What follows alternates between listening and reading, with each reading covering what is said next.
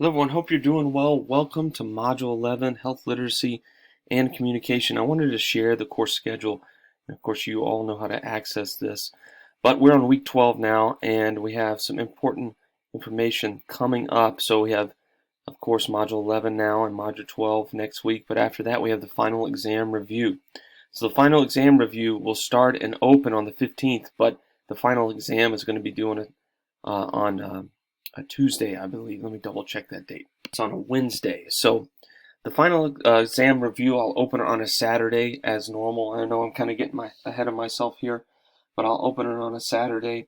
You know, it's going to be due on the 17th, which is a Wednesday. So you'll have about 4 or 5 days to review the final exam and really make sure that you're ready for it. So I just wanted to give you a little bit of a heads up what's to come in the coming weeks. But we have, of course, 2 weeks before we get to the final exam review. So don't stress about it yet, but I wanted to make sure that we're looking ahead and we're ready for what comes next. Everyone, welcome to week 12. I appreciate you looking at the schedule with me.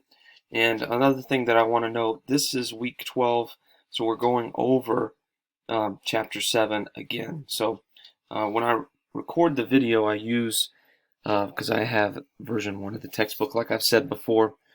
You guys probably have version 2, so when I say chapter 9 in the video, don't let that confuse you. It's actually chapter 7, but there are no differences.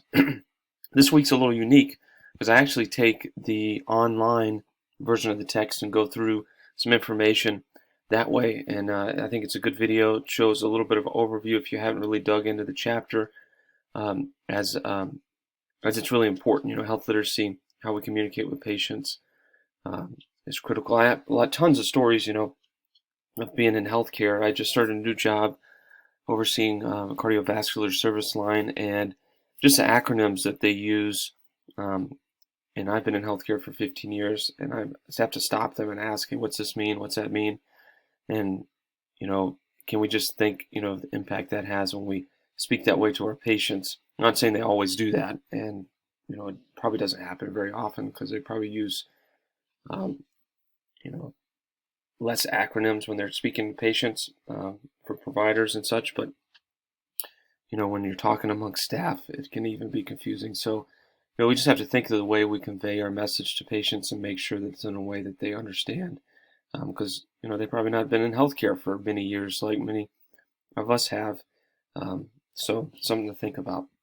So, of course, chapter 7 or chapter 9 for version 1, I'll make that change so you're aware on this little section. And then you have a couple of videos that you're able to watch here. I included some health literacy information, some stuff about the U.S. healthcare system. From a literacy perspective, you got to know how healthcare works in the U.S., right? You know, public health, and then health literacy in relation to the CDC, just that website. There's not a lot this week, which I think is going to be helpful for you. It's another review of the same material, but it's really gearing up, like I talked about in the beginning of the video, for upcoming review for your final exam. And it's going to really slow down. We don't have a lot coming up for week 13 either.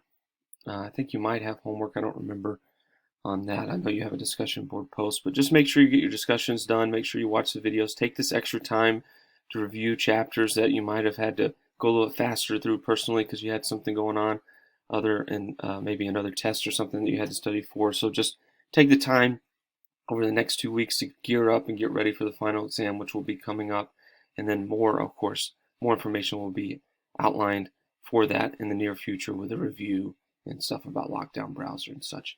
But that's all that we have this week. Just make sure you get your initial post in by Wednesday and your reply in by Sunday and today. And I didn't give you those dates, but I'll do that real quick just so there's no confusion based on when it's located right there. I didn't have to look it up on my phone. Just used to that. So 6-3 and 6-7, all right? And it shouldn't say 7-23. I'm not sure why auto does that, but I'll get that fixed for you guys so it's accurate. If you have anything that you need, let me know. Thanks so much.